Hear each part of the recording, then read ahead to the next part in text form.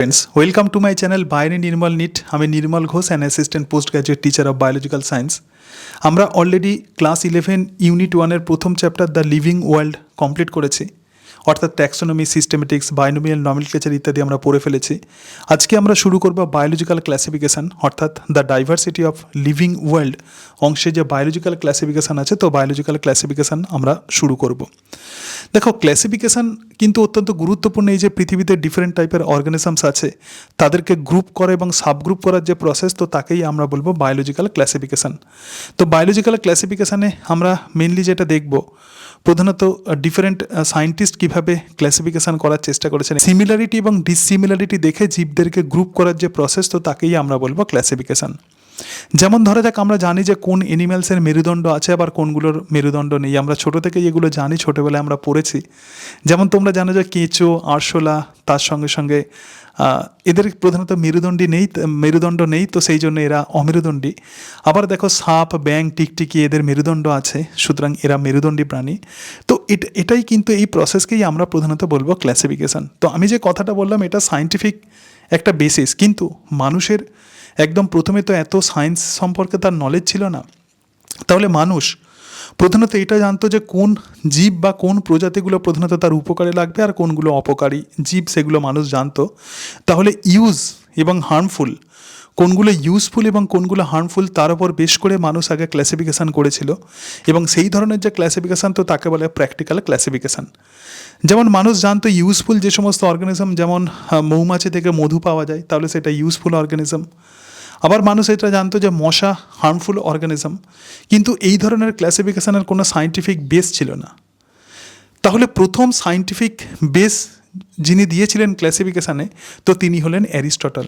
অ্যারিস্টটলের classification প্রধানত তিনি যত অর্গানিজমস আছে তাদেরকে দুটো ক্যাটাগরিতে ভাগ করেছিলেন। একটা হচ্ছে প্ল্যান্টস এবং তার সঙ্গে সঙ্গে অ্যানিম্যালস। একটু দেখো, অ্যারিস্টটল ছিলেন প্রধানত ফাদার অফ জুলজি, এবং তিনি ক্লাসিফিকেশান করার চেষ্টা করেছিলেন simple morphological characters for the classification. দেখো, সিম্পল মরফোলজিক্যাল ক্যারেক্টার্স দেখে, মরফোলজি মানে কি, বাইরে থেকে আমরা কোনো জীবকে দেখছি এবং সেই অনুযায়ী দেখে তাদেরকে তিনি ক্লাসিফিকেশান করার চেষ্টা করেছিলেন। তাহলে অ্যারিস্টটলের যে ক্লাসিফিকেশান, সেটা মরফোলজিক্যাল ক্যারেক্টার্সের উপর বেশ করে প্রধানত এই ক্লাসিফিকেশান করা হয়েছিল। ছিলেন ফাদার অফ বায়োলজি এবং তার সঙ্গে সঙ্গে ফাদার অফ জুলজি। তিনি প্ল্যান্টসকে বা উদ্ভিদকে তিনটে ভাগে ভাগ করেছিলেন। একটা হচ্ছে বৃক্ষ এবং তার সঙ্গে সঙ্গে বিরুৎ, গুল্ম, বৃক্ষ যেটাকে বলা হয়। ঠিক আছে, তো বিরুৎ মানে হচ্ছে হার্ব এবং গুল্ম মানে হচ্ছে স্টাপ, আর ট্রিজ মানে হচ্ছে বৃক্ষ। তাহলে সিম্পল মরফোলজিক্যাল ক্যারেক্টার্স দেখে, দেখো যেগুলো ট্রি আছে সেগুলো বিশাল বড় বড় গাছ, তো এই বড় বড় গাছগুলোকে তিনি বলেছিলেন ট্রি। আবার ছোট ছোট যে সমস্ত গাছ আছে, দেখো এখানে একটু ছোট ছোট গাছ কিন্তু কাস্ট হলে এগুলো ছোট ছোট গাছ, যেমন জবা গাছ, তো সেটাই হচ্ছে শ্রাব। এবং হার্ব মানে কি, একদম মানে কি বলবো, একদম ছোট রসালো যে সমস্ত উদ্ভিদ, যেমন তুলসী। ঠিক আছে, তাহলে এটাই হচ্ছে অ্যারিস্টটলের ক্লাসিফিকেশান, সায়েন্টিফিক কিন্তু এর একটা অ্যাপ্রোচ আছে অ্যারিস্টটলের ক্লাসিফিকেশানে। এরপরে দেখো, the other classification which Aristotle classified the animals.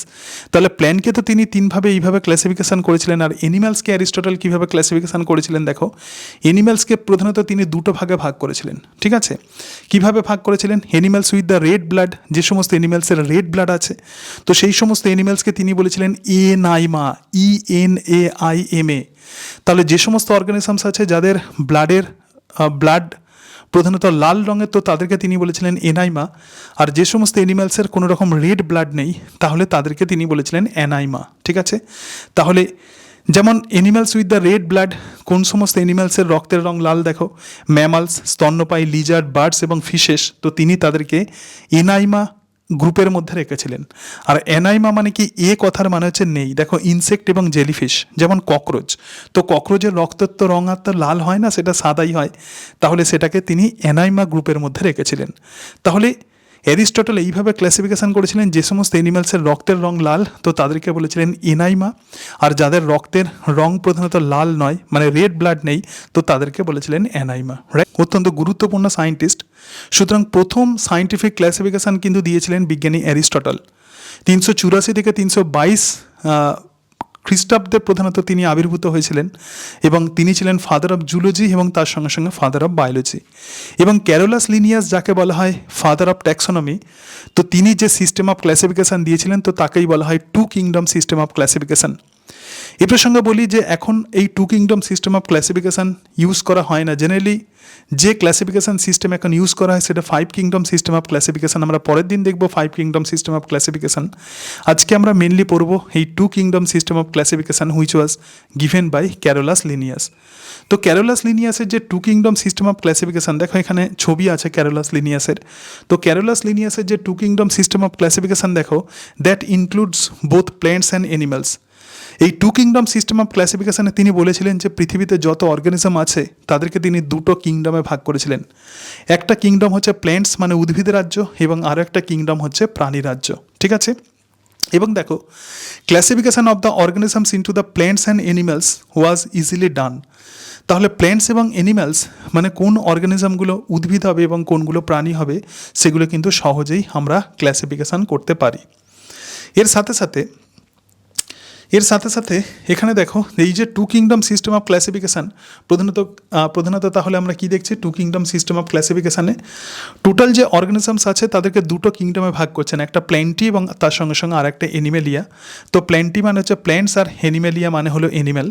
তাহলে যত উদ্ভিদ আছে তাদেরকে তিনি যে কিংডমের মধ্যে রাখলেন তো সেটাই হলো প্ল্যান্টি, আর যত অ্যানিম্যালস আছে এখানে দেখতে পাচ্ছ যত অ্যানিম্যালস আছে তাদেরকে তিনি যে কিংডমে রাখলেন তো সেটাই হলো অ্যানিমেলিয়া। আমরা ক্লাসিফাই করতে গেলে এই টু কিংডম সিস্টেম অফ ক্লাসিফিকেশানকে ফলো করি, আমরা সহজেই বুঝতে পারি যে কোনগুলো প্ল্যান্টস এবং তার সঙ্গে সঙ্গে কোনগুলো অ্যানিম্যালস। কিন্তু এই টু কিংডম সিস্টেম অফ ক্লাসিফিকেশানেরও কিন্তু অনেক ড্রব্যাক আছে। So Linnaeus system did not distinguish between the eukaryotes and the prokaryotes. দেখো লিনিয়াসের এই যে সিস্টেম আছে, এখন আমরা জানি যে পৃথিবীতে যে অর্গানিজমস আছে সেগুলো ইউক্যারিওটিক জীব হতে পারে, অর্থাৎ যাদের নিউক্লিয়াস অনেক বেশি ডেভেলপড হতে পারে, আবার প্রোক্যারিওটিক জীব হতে পারে মানে যাদের নিউক্লিয়াস অতটা বেশি ডেভেলপ মানে ব্যাকটেরিয়া। সুতরাং ব্যাকটেরিয়া এবং প্ল্যান্টস এদেরকে তিনি একই গ্রুপের মধ্যে রেখেছিলেন। তো লিনিয়াসের ক্লাসিফিকেশানে দুটো বড় কিংডম ছিল, একটা প্ল্যান্টি এবং আর একটা অ্যানিমেলিয়া। তো প্ল্যান্টির মধ্যেই তিনি কিন্তু ব্যাকটেরিয়াকে প্লেস করেছিলেন এবং ফাঞ্জিকেও কিন্তু এই প্ল্যান্টসের মধ্যে তিনি প্লেস করেছিলেন। এবং তার সঙ্গে সঙ্গে এমন কিছু কিছু জীব আছে যেগুলো ইউনিসেলুলার মানে এককোষী। তো এই ক্যারোলাস লিনিয়াস কিন্তু ইউনিসেলুলার বা এককোষী এবং মাল্টিসেলুলার অর্গানিজমসকে কিন্তু তিনি সেপারেট গ্রুপে রাখেননি। এবং এমন কিছু অর্গানিজমস আছে যারা ফটোসিনথেসিস করতে পারে অর্থাৎ অটোট্রফিক, আবার এমন কিছু অর্গানিজমস আছে যারা হেটারোট্রফিক মানে ফটোসিনথেসিস করতে পারে না, তো তাদেরকেও কিন্তু তিনি সেপারেট করতে পারেননি। তিনি জাস্ট দুটো ব্রড কিংডম তিনি প্রধানত অর্গানিজমসকে দিয়েছিলেন, একটা হচ্ছে কিংডম প্ল্যান্টি এবং আর একটা কিংডম অ্যানিমেলিয়া, রাইট। এবারে দেখো two kingdom system of classification included under the প্ল্যান্টসের মধ্যে তাহলে কাদেরকে রেখেছিলেন, যেটা বলছিলাম দুটো বড় কিংডম, তো প্ল্যান্টসের মধ্যে রেখেছিলেন ব্যাকটেরিয়াকে। দেখো এখানে যে ব্যাকটেরিয়া আছে তো ব্যাকটেরিয়া প্রধানত প্রোক্যারিওটস, তবুও টু কিংডম সিস্টেম অফ ক্লাসিফিকেশানে ব্যাকটেরিয়াকে তিনি প্ল্যান্ট কিংডমের মধ্যে রেখেছিলেন। এর সাথে সাথে দেখো অ্যালগিকে রেখেছিলেন। ঠিক আছে, প্ল্যান্টসের মধ্যে এখানে যে অ্যালগি দেখতে পাচ্ছ, সুতরাং অ্যালগিকে তিনি রেখেছিলেন সায়েন্টিফিক বেসিস অফ ক্লাসিফিকেশান। তাহলে অ্যালগি বা শৈবাল যেগুলোকে বলা হয়। এর সাথে সাথে দেখো তিনি ফাঞ্জিকে রেখেছিলেন, তাহলে ফাঞ্জিকে পরবর্তীকালে আরএইচ হুইটেকার এই ফাঞ্জিকে কিন্তু প্ল্যান্ট কিংডম থেকে আলাদা করেছিলেন। এই যে ফাঞ্জি বা ছত্রাক এটাকেও কিন্তু তিনি টু কিংডম সিস্টেম অফ ক্লাসিফিকেশানে প্ল্যান্টের মধ্যে রেখেছিলেন। এর সাথে সাথে দেখো ব্রায়োফাইটার দেহে প্রধানত গ্যামেটোফাইট দশার প্রাধান্য দেখা যায়, ছোট ছোট উদ্ভিদ ব্রায়োফাইটা তোমরা জানো যেমন রিক্সিয়া ইত্যাদি। সুতরাং এই ব্রায়োফাইটস যারা, তো এদেরকেও তিনি প্ল্যান্টস কিংডমের মধ্যে রেখেছিলেন। এর সাথে সাথে দেখো তিনি রেখেছিলেন টেরিডোফাইটা মানে হচ্ছে ফার্ন, তো ফার্নকেও তিনি রেখেছিলেন। অনেক সময় আমাদের বাড়ির দেওয়ালে, পুরানো বাড়ির দেওয়ালে তোমরা এরকম উদ্ভিদ দেখতে পাবে, তো এইগুলোই হচ্ছে ফার্ন। তো ফার্নকেও তিনি কিন্তু এই প্ল্যান্ট কিংডমের মধ্যে রেখেছিলেন। এবং জিমনোস্পার্ম মানে হচ্ছে ব্যক্তবীজী, দেখো এখানে ব্যক্তবীজী পাইন গাছ, পাইনাসের মেল কোন ফিমেল কোন ইত্যাদি আমরা দেখতে পাই। সুতরাং পাইনকে তিনি রেখেছিলেন, জিমনোস্পার্মকে, এবং তার সঙ্গে সঙ্গে অ্যাঞ্জিওস্পার্ম হচ্ছে ফ্লাওয়ারিং প্ল্যান্ট। এখন আমরা যে ওয়ার্ল্ডে বাস করি সেটা হচ্ছে অ্যাঞ্জিওস্পার্মিক ওয়ার্ল্ড, এখন ফ্লাওয়ারিং প্ল্যান্ট সব থেকে বেশি ফ্লারিস্ট করেছে। সুতরাং এদেরকে তিনি কিন্তু প্ল্যান্ট গ্রুপের মধ্যে রেখেছিলেন। ঠিক আছে, দেখো the character that unified the whole kingdom was the presence of cell wall in their cell. This is very very important. অর্থাৎ এই যে ক্যারোলাস লিনিয়াস এই যে সমস্ত অর্গানিজমকে প্ল্যান্ট কিংডমের মধ্যে রেখেছিলেন, একটা বৈশিষ্ট্যের ওপর ভিত্তি করে প্রধানত এই ক্লাসিফিকেশান করা হয়েছিল, এবং সেটা হচ্ছে সেল ওয়াল বা কোষ প্রাচীর। এই সমস্ত অর্গানিজমসের কোষে কিন্তু কোষ প্রাচীর থাকে, এবং সেই জন্যই তিনি এদেরকে প্ল্যান্ট কিংডমের মধ্যে রেখেছিলেন। রাইট। আবার বলছি, এই সমস্ত অর্গানিজমসের কোষে কোষ প্রাচীর থাকে, তাহলে যাদের কোষেতে বা সেলেতে সেল ওয়াল থাকে, কোষ প্রাচীর থাকে, তো তিনি বললেন তারাই প্ল্যান্ট কিংডমের অন্তর্গত। আর যাদের সেলেতে সেল ওয়াল বা কোষ প্রাচীর থাকে না, তারাই অ্যানিম্যাল কিংডমের মধ্যে ইনক্লুডেড। তাহলে এই যে সমস্ত অর্গানিজমস আছে, ব্যাকটেরিয়ার মধ্যে সেল ওয়াল থাকে, অ্যালগির মধ্যে সেল ওয়াল থাকে, ফাঞ্জির মধ্যে সেল ওয়াল থাকে, ব্রায়োফাইট, টেরিডোফাইট, জিমনোস্পার্ম, অ্যাঞ্জিওস্পার্ম, সব্বাইয়ের সেলে সেল ওয়াল থাকে, সেই জন্য এরা কিন্তু প্ল্যান্ট কিংডমের মধ্যে ইনক্লুডেড। ইয়াসের যে ক্লাসিফিকেশন দেখো, organisms are grouped under one category even though they widely differ other characters. তাহলে এক্ষেত্রে অর্গানিজমসকে একই ক্যাটাগরির মধ্যে রাখা হয়েছে, একই কিংডমের মধ্যে রাখা হয়েছে, যদিও তাদের মধ্যে অনেক ডিফারেন্স আছে। যেমন এই যে ফাঞ্জি, তো ফাঞ্জির যে সেল ওয়াল, তো সেল ওয়ালের মধ্যে কাইটিন থাকে। ফাঞ্জির ক্ষেত্রে হেটারোট্রফিক মোড অফ নিউট্রিশন দেখা যায়, ফাঞ্জি নিজেদের খাবার নিজেরা তৈরি করতে পারে না, ছত্রাক, কিন্তু তবুও তিনি তাদেরকে প্ল্যান্ট গ্রুপের মধ্যেই রেখেছিলেন। সেই জন্যই এই লাইনটা বলা হচ্ছে organisms are grouped under one category, plant kingdom এটা হচ্ছে একটা ক্যাটাগরির মধ্যে রাখা হয়েছে, যদিও তাদের মধ্যে বিভিন্ন ক্যারেক্টার্সের বিভিন্ন রকমের ডিফারেন্স আছে। দেখো, Linnaeus placed prokaryotic bacteria, blue green algae and the other groups under the eukaryotes. তো Linnaeus placed prokaryotic bacteria and the blue green algae, ঠিক আছে। তো প্রোক্যারিওটিক ব্যাকটেরিয়া এবং ব্লু গ্রিন অ্যালগি, যদি এরা প্রোক্যারিওটস, এদেরকে ইউক্যারিওটের সঙ্গে তিনি রেখে দিয়েছেন। দেখো, এটা কিন্তু একটা প্রোক্যারিওটিক অর্গানিজম বা ব্যাকটেরিয়া, তো একে কার মধ্যে রেখে দিয়েছেন তিনি? ইউক্যারিওটসের মধ্যে। এটা কিন্তু প্রধানত ক্যারোলাস লিনিয়াসের ক্লাসিফিকেশনের একটা ড্রব্যাকস। সুতরাং দেখতে পাচ্ছ প্রোক্যারিওটিক ব্যাকটেরিয়া এবং ব্লু গ্রিন অ্যালগি এদেরকে তিনি ইউক্যারিওটসের সঙ্গে রেখেছেন। আমরা জানি যে প্ল্যান্টসের ক্ষেত্রে প্ল্যান্ট প্রধানত ইউক্যারিওটস, ঠিক আছে, যে সমস্ত প্ল্যান্ট আছে উদ্ভিদ, তো তারা প্রধানত ইউক্যারিওটস। তাহলে সেই ইউক্যারিওটসের মধ্যেই তিনি কাকে রাখছেন? প্রোক্যারিওটস এবং তার সঙ্গে সঙ্গে ব্লু গ্রিন অ্যালগিকে, রাইট। এটা কিন্তু ক্যারোলাস লিনিয়াসের ক্লাসিফিকেশনের একটা ড্রব্যাকস। এবং তার সঙ্গে সঙ্গে দেখো, two kingdom system included unicellular and the multicellular organisms under one group, মানে এককোষী এবং বহুকোষী জীবকে কিন্তু তিনি একই গ্রুপের মধ্যে রাখছেন। এক্ষেত্রে জাস্ট দুটো কিংডম ছিল, একটা প্ল্যান্ট কিংডম আর একটা অ্যানিম্যাল কিংডম। তো আগে আমরা যেটা দেখলাম যে প্ল্যান্ট কিংডমের মধ্যেই তিনি কিন্তু ব্যাকটেরিয়া, ব্লু গ্রিন অ্যালগিকে রাখছেন। যদিও প্ল্যান্ট প্রধানত ইউক্যারিওটস, কিন্তু তবুও bacteria, blue green algae prokaryotes, কিন্তু তবুও তাদেরকে একই গ্রুপে রাখছেন। এর সাথে সাথে দেখো, এককোষী এবং বহুকোষী অর্গানিজমসকে কিন্তু একই গ্রুপের মধ্যে রাখছেন। এক্সাম্পল কি? যেমন ক্ল্যামাইডোমোনাস এবং spirogyra placed together under the algae. এক্ষেত্রে দেখতে পাচ্ছ যে ক্ল্যামাইডোমোনাস আছে, যেটা হচ্ছে সিঙ্গেল সেলুলার। আবার দেখো, এক্ষেত্রে দেখো স্পাইরোগাইরা আছে। তো সেই স্পাইরোগাইরা তো ক্ল্যামাইডোমোনাসকে কি করছেন তিনি? এককোষী ক্ল্যামাইডোমোনাসকে কি তিনি কি করছেন? তিনি অ্যালগির মধ্যে রাখছেন, বহুকোষী অ্যালগির মধ্যে রাখছেন। সঙ্গে দেখো, এই যে ক্লাসিফিকেশন আছে, the classification did not differentiate between the heterotrophic group and the autotrophic green plant. তাহলে এগুলো হচ্ছে ক্যারোলাস লিনিয়াসের ক্লাসিফিকেশনের প্রধানত ড্রব্যাকস। তো এই ড্রব্যাকসে হেটারোট্রফিক যে গ্রুপ অফ অর্গানিজমস আছে, যেমন দেখতে পাচ্ছ ফাঞ্জি কিন্তু নিজেদের খাবার নিজেরা তৈরি করতে পারে না, কিন্তু তবুও এই ফাঞ্জিকে তিনি প্ল্যান্ট গ্রুপের সঙ্গে রাখছেন, ঠিক আছে। এখানে যে প্ল্যান্টস আছে, ফাঞ্জি এবং প্ল্যান্টসকে তিনি একই গ্রুপের মধ্যে রাখছেন। তাহলে the classification did not differentiate between the heterotrophic group মানে fungi and the autotrophic green plants. Autotrophic মানে যারা নিজেদের খাবার নিজেরা তৈরি করছে, তো তাদের সঙ্গেই কিন্তু তিনি ফাঞ্জিকে রেখে দিচ্ছেন। তো এগুলো কিন্তু ক্যারোলাস লিনিয়াসের টু কিংডম সিস্টেম অফ ক্লাসিফিকেশনের অত্যন্ত গুরুত্বপূর্ণ একটা ড্রব্যাকস। দেখো, the cell wall in the fungi is made up with chitin. তাহলে এটা ভেরি ইম্পর্ট্যান্ট। ফাঙ্গাসের যে সেল ওয়াল সেটা যেটা দিয়ে তৈরি হয় তার নাম হচ্ছে কাইটিন, এবং দ্য গ্রিন প্ল্যান্টসের যে সেল ওয়াল থাকে, তো সেটা যেটা দিয়ে তৈরি হয় সেটা হচ্ছে সেলুলোজ।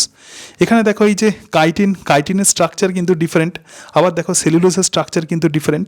তাহলে ফাঞ্জির প্রধানত যে সেল ওয়াল বা কোষ প্রাচীরের অন্যতম প্রধান উপাদান হচ্ছে কাইটিন, যেটা আমরা অ্যানিম্যালসের ক্ষেত্রে আমরা সেই কাইটিনকে দেখতে পাই। আবার প্ল্যান্টসের ক্ষেত্রে এই যে মেটেরিয়ালস, তো সেটা হচ্ছে সেলুলোজ।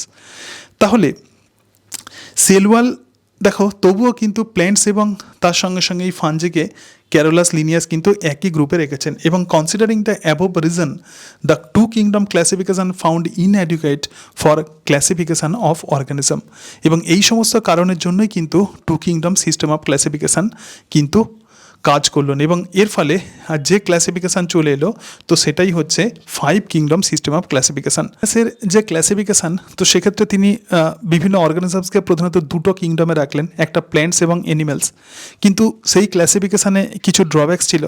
তো এরপরে আরও একটা কিংডম দিলেন আরও একজন সায়েন্টিস্ট, এবং তার নাম হলো আর্নেস্ট হেকেল। ঠিক আছে, তো আর্নেস্ট হেকেল ছিলেন একজন জার্মান জুলজিস্ট, এবং তিনি আরও একটা কিংডম দিলেন, তো তার নাম হচ্ছে প্রোটিস্টা।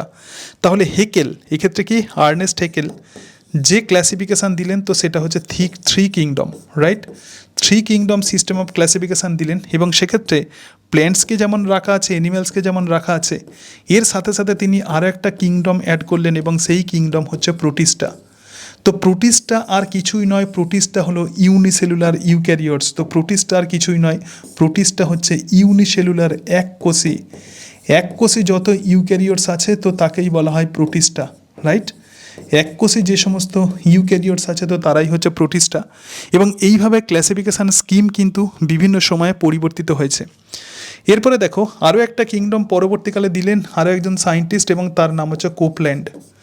এবং ক্যারোলাস লিনিয়াসের ক্লাসিফিকেশানে যে কন্ট্রোভার্সি এসেছিল প্রোক্যারিওট এবং ইউক্যারিওট, এক্ষেত্রে কোপল্যান্ড আরও একটা কিংডম যোগ করলেন, এবং সেই কিংডমটার নাম হচ্ছে মোনেরা। তাহলে এক্ষেত্রে Copeland 4 kingdom system of classification দিলেন। এখানে যেমন প্ল্যান্ট কিংডম আছে, অ্যানিম্যাল কিংডম আছে, সমস্ত কিংডমে কিন্তু এটা কমন, এবং তার সঙ্গে সঙ্গে প্রোটিস্টা আছে, এবং এর সাথে সাথে যত প্রোক্যারিওটস আছে তো তাদেরকে তিনি আরও একটা কিংডমে রাখলেন, এবং সেই কিংডমটার নাম হচ্ছে মোনেরা। তাহলে মোনেরার মধ্যে সমস্ত প্রোক্যারিওটসকে রাখা হলো মোনেরার মধ্যে, এবং এটা কে রাখলেন? এটা রাখলেন কোপল্যান্ড। এবং পরে 1965-এ বিখ্যাত সায়েন্টিস্ট, তার নাম হচ্ছে R.H. হুইটটেকার। তো R.H. হুইটটেকার আরও একটা কিংডম দিলেন, তার নাম হচ্ছে কিংডম ফানজি। তাহলে তিনি যে সিস্টেম অফ ক্লাসিফিকেশান দিলেন তো সেটা হচ্ছে 5 কিংডম সিস্টেম অফ ক্লাসিফিকেশান। সুতরাং 5 কিংডম সিস্টেম অফ ক্লাসিফিকেশানে দেখো প্ল্যান্ট এবং অ্যানিম্যাল কিংডম যেমন আছে, তার সঙ্গে সঙ্গে প্রোটিস্টাকে তিনি রাখলেন, তার সাথে সাথে মোনেরাকে তিনি রাখলেন, এবং প্ল্যান্ট থেকে তিনি ফানজিকে আলাদা করলেন। তাহলে প্ল্যান্ট থেকে তিনি আরও একটা কিংডম তৈরি করলেন, তো তার নাম হচ্ছে ফানজি। সুতরাং সমস্ত রকমের ক্লাসিফিকেশান স্কিম যেগুলো বিভিন্ন সময়ে পরিবর্তিত হয়েছে, বিভিন্ন সায়েন্টিস্ট পরিবর্তন করেছেন, তো সব ক্ষেত্রেই কিন্তু প্ল্যান্টস এবং অ্যানিম্যালস দেখো কমন আছে। ঠিক আছে, প্ল্যান্টস এবং অ্যানিম্যালসকে সবসময় কিন্তু এখানে রাখা হয়েছে, যেটা দিয়েছিলেন বিজ্ঞানী ক্যারোলাস লিনিয়াস। তাহলে আমরা দেখছি যে বিভিন্ন সময়ে এই ক্লাসিফিকেশান স্কিম কিন্তু চেঞ্জ হয়েছে, এবং R.H. হুইটটেকার যে ক্লাসিফিকেশান দিয়েছিলেন 5 kingdom system of classification, this is the most accepted system of classification. বিভিন্ন রকম ক্রাইটেরিয়ার উপর বেশ করে প্রধানত এই 5 কিংডম সিস্টেম অফ ক্লাসিফিকেশান তৈরি হয়েছে। এর পরের দিন আমরা আলোচনা করব R.H. হুইটটেকারের 5 কিংডম সিস্টেম অফ ক্লাসিফিকেশান। আশা করি এই ক্লাসগুলো তোমাদের অনেকটাই হেল্পফুল হবে। যদি আমার ভিডিও ভালো লাগে তাহলে অবশ্যই লাইক করো, এবং তার সঙ্গে সঙ্গে বাইরে নির্মল নিট এই চ্যানেল তোমরা সাবস্ক্রাইব করে দিও। আমি এইভাবে প্রধানত ক্লাস 11 এবং ক্লাস 12-এর সমস্ত বিষয় তোমাদেরকে বোঝানোর চেষ্টা করবো। এর সাথে সাথে বলি, একদম ওয়ান শট ভিডিও তোমরা যদি দেখতে চাও তাহলে আমি যে অনলাইন লাইভ ক্লাস নিই, তো সেই লাইভ ক্লাসের ভিডিওগুলো তোমরা দেখতে পারো। সেখানে আমি একদম হাতে লেখা নোটস থেকে বায়োলজিক্যাল সায়েন্সের ক্লাস 11, ক্লাস 12-এর নিটের জন্য বিভিন্ন টপিকস আলোচনা করছি। তো সেগুলো তোমরা দেখলে একেবারে এক একটা চ্যাপ্টারের অনেকটা করে তোমাদের প্রিপারেশান হয়ে যাবে। সকলে ভালো থেকো, আজকে তাহলে এই পর্যন্তই। So thank you and that's it.